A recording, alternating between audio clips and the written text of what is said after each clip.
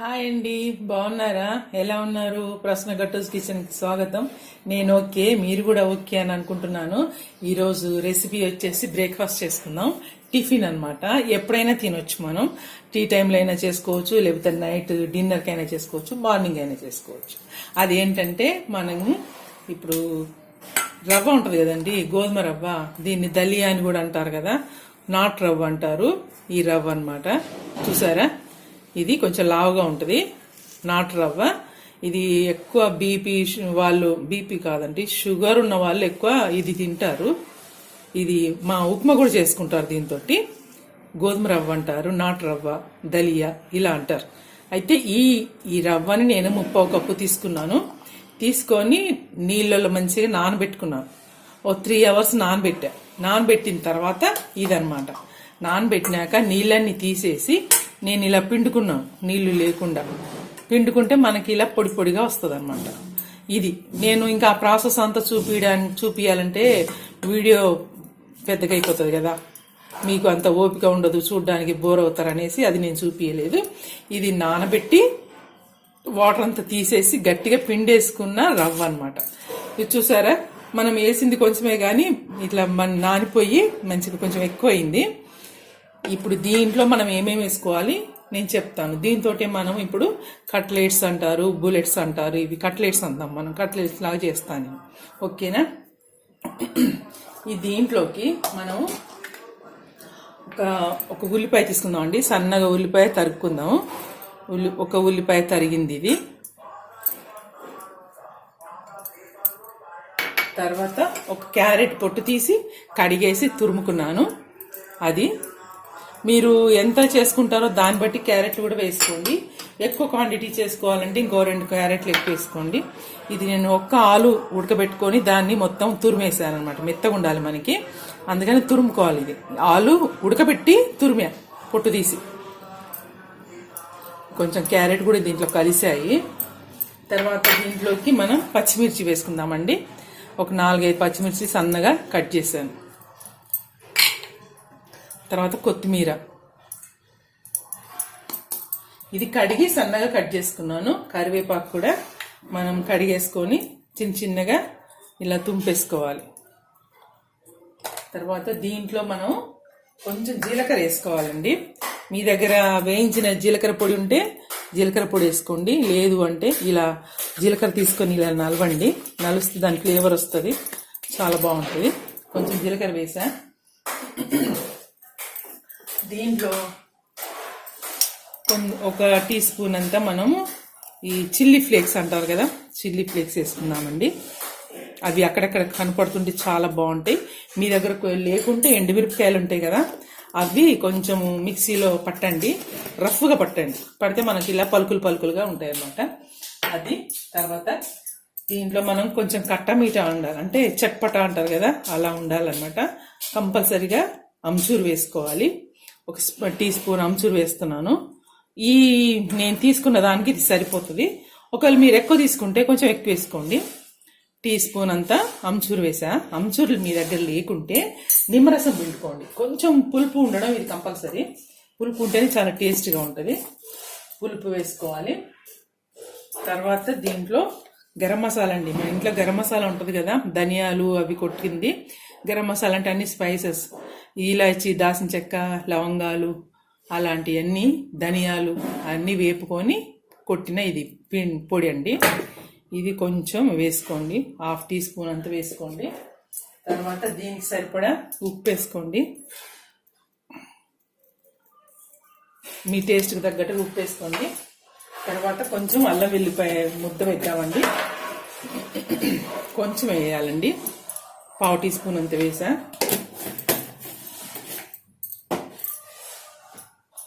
తర్వాత దీంట్లో మనకి కారం కావాలి కదా, చిల్లీ ఫ్లేక్స్ పచ్చిమిరపకాయలు వేసాను, ఇంకా కొంచెం కారం పడుతుంది. 1 టీ స్పూన్ కారం వేద్దాము, అప్పుడు మనకు మంచిగా ఉంటుంది అన్నమాట. ఇప్పుడు ఇవన్నీ మనం కలిపేసుకోవాలండి. గిన్నె చిన్నగా అయింది అనిపిస్తుంది నాకు, నేను వేరే గిన్నెలో షిఫ్ట్ చేస్తాను. ఇంకా దీంట్లో పొడి కూడా వేసుకోవాలి. పిండి కలపడం కొంచెం ఇబ్బందిగా ఉంటుంది, నేను వేరే గిన్నెలకు షిఫ్ట్ చేస్తాను.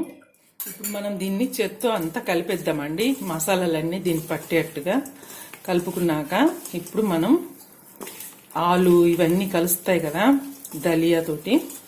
ఇప్పుడు కలిసిన తర్వాత చూడండి, మనకి ఇప్పుడు బైండింగ్ కావాలి. ఇలానే చేసుకుంటే మనకి కట్లెట్స్ రావు, ఇచ్చుకుపోతాయి. దీనికి మనకు బైండింగ్ కావాలంటే ఒక 2 టేబుల్ స్పూన్ల కార్న్ఫ్లోర్ వేయండి. తర్వాత ఒక 2 టేబుల్ స్పూన్ల శనగపిండి వేయండి.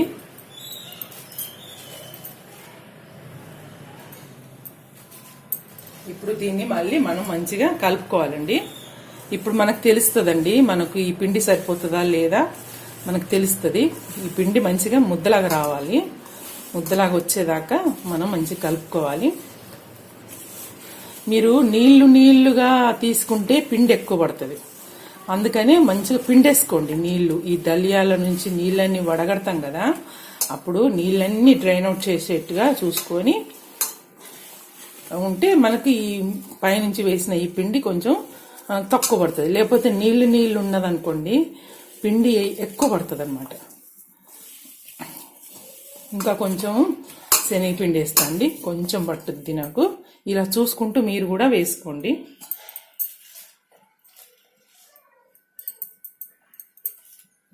అందుకే ఇలా కొంచెం కొంచెం వేసుకుంటూ మనకి ఈ ముద్దకు వచ్చే వరకు కొంచెం పిండి కలుపుకోవాలి. అట్లా ఇలా మొత్తం కలిపేసుకుందామండి. చూడండి, పిండిని మంచిగా కలిపేసాను. ఇలా ఉండాలి మనకి. ఇప్పుడు మనం చేతులకంతా అంటుకుంటుంది కదా, అందుకని కొంచెంత మనం నూనె వేసుకుందాం. నూనె వేసుకొని చేతులకు అంటుకొని ఇలా చిన్న చిన్న ముద్దల్లాగా చేసుకొని మీకు ఇష్టం ఉన్న షేప్లో చేసుకోండి. ఇలా చేద్దాము రౌండ్గా, మరీ పలసగా చేయకండి. ఇంతమంది ఉండాలండి. మన గారెలు చేసుకుంటాం చూడండి, చిట్టి గారెలు. ఇట్లా చేసుకుందాం. ఇట్లా చేసుకొని అన్నీ రెడీ చేసి పెట్టుకుందామండి. చేతికి అంటుకుంటుంది, ఎందుకంటే దలియా కదా, గోధుమ రవ్వ కాబట్టి జిగురుంటుంది. అందుకని చేతికి కంపల్సరీగా నూనె రాసుకోవాలి. ఇలా చేసుకోండి అన్నీ. ఇలా అన్నీ మనం రెడీ చేసుకొని ఒకసారి అన్నీ రెడీ చేసుకొని తర్వాత మనం ఎలా ఫ్రై చేసుకోవాలో నేను చూపిస్తాను.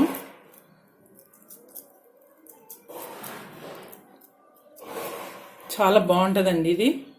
మా ఛానల్ చూస్తున్నారు కదా, సబ్స్క్రైబ్ చేసుకోండి, షేర్ చేయండి, లైక్ చేయండి, గంట సింబల్ నొక్కండి. కంపల్సరీగా మా అన్ని ఏ వీడియో పెట్టినా కానీ మీకు వెంటనే వచ్చేస్తాయి. ఓకేనా? షేర్ చేయడం మర్చిపోకండి, సబ్స్క్రైబ్ చేయడం మర్చిపోకండి. ఓకే అండి, ఇవి మీరు కూడా చేసుకొని చూడండి. చూసి ఎలా ఉంది అని కామెంట్ రూపంలో నాకు తెలియజేయండి. ఓకేనా? నేను ఇవన్నీ రెడీ చేస్తాను. చూడండి, నేను ఇలా అన్నీ రెడీ చేసి పెట్టుకున్నాను. మీరు కూడా చేసుకోండి ఇలానే. నేను స్టవ్ పెట్టేసి పేనం పెట్టానండి. పేనం కూడా వేడెక్కింది. ఇప్పుడు మనం ఎలా ఫ్రై చేసుకోవాలో చూపిస్తాను నేను. ఇది చాలా ఫ్రై చేద్దాము. చాలా ఫ్రై చేయాలంటే మనం తక్కువనే నూనె పడుతుంది దీనికి. కొంచెం అంత ఒక 2 టేబుల్ స్పూన్ల నూనె వేసుకోండి. ఎక్కువ పట్టదండి. డీప్ ఫ్రై కూడా చేసుకోవచ్చు, కాకపోతే మార్నింగ్ ఎక్కువ డీప్ ఫ్రై ఇష్టపడం కదా, అలాంటి వాళ్ళ గురించి ఇది చాలా బాగుంటుంది. ఒకవేళ డీప్ ఫ్రై చేసుకుందాం అనుకుంటే కూడా చేసుకోవచ్చు. ఇలా స్ప్రెడ్ చేయండి నూనె కూడా వేడెక్కిందండి. ఇప్పుడు మనం దీంట్లో ఒక్కొక్కటిగా పెట్టుకుందామండి. దీంట్లో ఎన్ని పడితే అన్ని మనం పెట్టేద్దాం.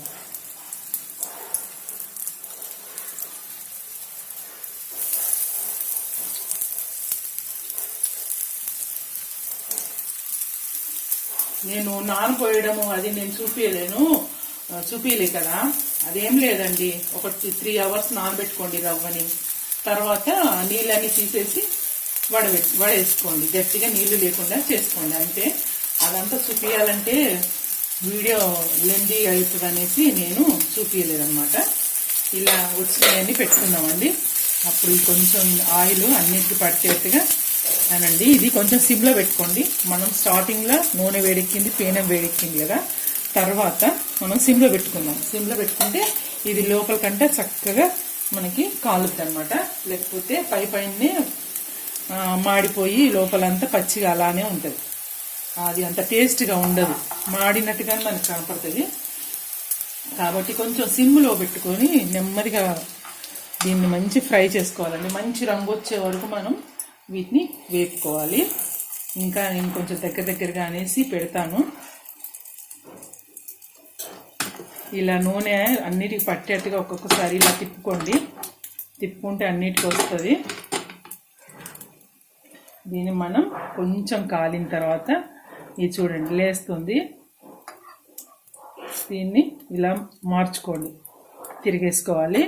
ఇలా తిరిగేసుకుంటూ మనం మంచి కలర్ గోల్డెన్ కలర్ వచ్చే వరకు ఇలా వేపుకోవాలి. మనకి లోపలికి కూడా చక్కగా కాలుతుంది అన్నమాట.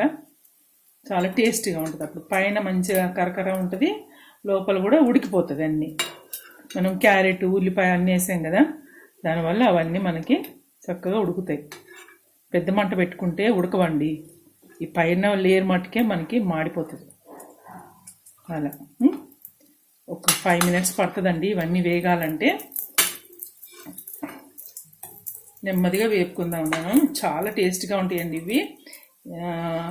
మనము రెడీ చేసి పెట్టుకొని ఎవరైనా వచ్చే ముందు ఇవి చేసి పెట్టుకుంటే బాగుంటాయి. వాళ్ళు రాగానే ఇట్లా ఫ్రై చేసి ఇస్తే వేడివేడిగా చాలా బాగుంటాయి.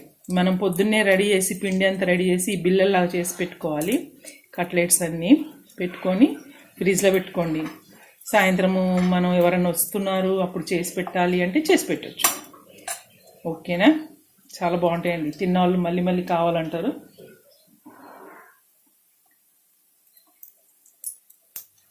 ఇలా వేపుకుందాము.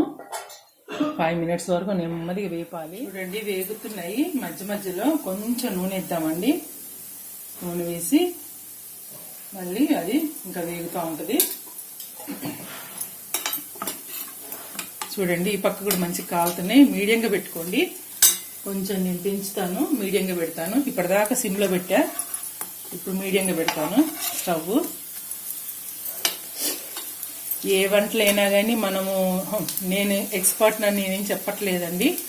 నేను కూడా నేర్చుకోవడమే. ప్రతి మనిషి ఎప్పుడైనా కానీ పుట్టిన దగ్గర నుంచి చనిపోయే వరకు లెర్నర్సే అండి.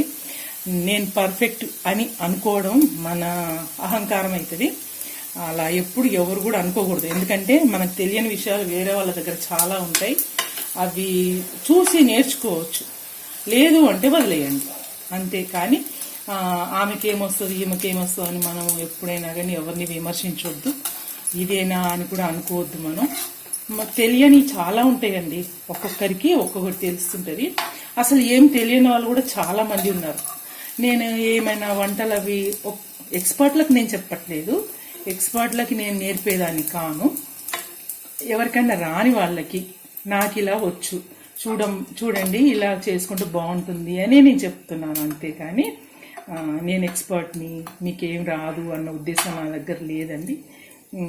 ఇవన్నీ కూడా నేను నాకేమన్నా తెలిస్తే నలుగురికి చెప్పాలనే ఆతృత నాకు బాగుంటుంది. ఒకవేళ నేనే ఏదైనా చేస్తే నాకు నచ్చింది, దానివల్ల నాకు లాభమైంది అని నేను అనుకున్నప్పుడు ఈ తెలిసిన విషయం నలుగురికి చెప్తే వాళ్ళు కూడా లాభపడతారు కదా అన్న ఉద్దేశంతో నేను ఈ వంటలన్నీ మీకు చూపించడం జరుగుతుందండి అంతే. లేకపోతే ఎవరికి రావండి, అందరికీ వస్తాయి కదా వంటలు. కాకపోతే ఒక్కొక్కరు ఒక్కొక్కలాగా చేస్తారు అంతే. ఒక్కో ఇంటికి ఒక రుచి అనేది ఉంటుంది కదండి. ఇదంతా సోది చెప్పిందని అనుకోకండి. నేను న్యాచురల్గా మాట్లాడతాను. నేను నాకు అంటే అబ్బా కింద పడింది. ఓకే, నాకు అంటే నా మనస్తత్వం అలాంటిది. ఓకేనా? ఓకే, ఒకవేళ ఏమన్నా తప్పుగా మాట్లాడితే క్షమించండి. నేను జరిగేది చెప్తున్నాను. ఓకే, ఇది మంచిగా రెడ్ కలర్ వచ్చే వరకు మనం వేపుకుందామండి. చాలా ఈ పైన ఈ లేయర్ ఉంటుంది కదా, ఇది కొంచెం గట్టి పడితేనే అప్పుడు టేస్ట్ వస్తుంది అనమాట. మనం ఇంకొక 5 minutes దీన్ని వేపుకోవాలి. చూడండి 2 పక్కలు మంచిగా ఫ్రై అయిపోయినాయి. నేను ఇప్పుడు వీటిని తీసేసుకుంటాను, ప్లేట్లోకి తీసుకుంటా. చూడండి చాలా బాగా అయినాయి. 2 పక్కలు కూడా మనకి మంచిగా వేగిపోయినాయి. చూడండి చాలా బాగా వచ్చాయి. నేను అన్నీ తీసేస్తా. మళ్ళీ ఇంకో ట్రిప్ కూడా ఇంకా కొన్ని ఉన్నాయి, అవి కూడా పెడతానండి నేను.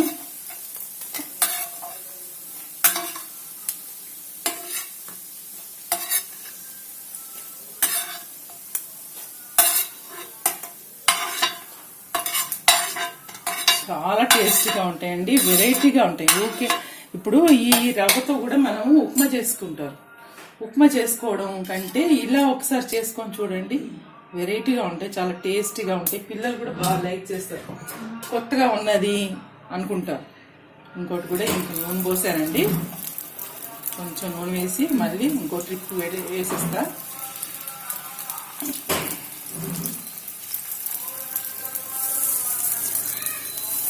చూడండి, ఆ కప్పుడు మనం చేసుకుంటే ఈజీగా ముగ్గురు తినొచ్చు. ఇది కూడా నేను 2 వైపులా మంచిగా రోస్ట్ చేస్తాను. మన రెండో ట్రిప్ కూడా అయిపోయినాయండి.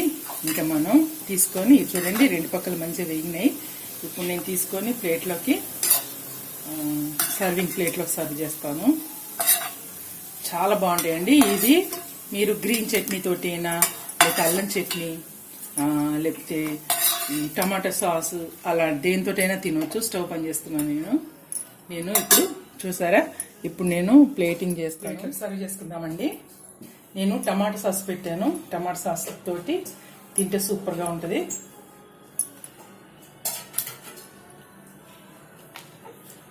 చాలా బాగా వచ్చినాయండి, చాలా టేస్టీగా కూడా ఉన్నాయి.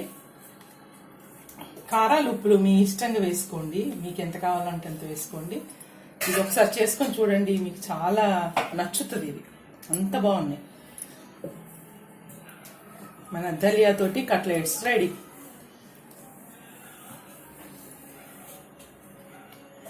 మా ఛానల్ చూస్తున్నారు కదండి, సబ్స్క్రైబ్ చేసుకోండి, షేర్ చేయండి, లైక్ చేయండి. ఓకేనండి, గంట సింబల్ కంపల్సరీగా నొక్కండి, మీకు ప్రతి ఒక్కటి మీకు తొందరగా వచ్చేస్తుంది. నోటిఫికేషన్లో తొందరగా వచ్చేస్తాయి గంట సింబల్ నొక్కితే. చూసారా, సూపర్ సూపర్ ఈజీగా ముగ్గురు తినొచ్చండి. మనము ఇలా పెడతా చూడండి. 1/2 కప్పు చేశాను నేను, 1/2 కప్కి మనకి 9 అయినాయి. ఇది కొంచెం చల్లగా కావాలండి, చాలా వేడిగా ఉన్నాయి. చూసారా, నేను చల్లది తీసుకుంటాను, కొంచెం చల్లగా అయింది. అన్నీ వేడిగా ఉన్నాయి. ఎత్తిద్దాం చూడండి, లోపల కూడా మనకి మంచిగా ఉడికిపోయింది. ఇవన్నీ ఉల్లిపాయలు, క్యారెట్ అన్నీ చూడండి మంచిగా ఉడికినాయి. ఇలా చుంచుకొని, ఇలా ముంచుకొని ఇంకా తింటే ఉంటుందండి, సూపర్ టేస్టీగా ఉంటుంది. మీరు చేసుకోండి, తినండి, లైఫ్ని ఎంజాయ్ చేయండి. ఓకేనా, ఇంకో వంటలో కలిసేంత వరకు బాయ్.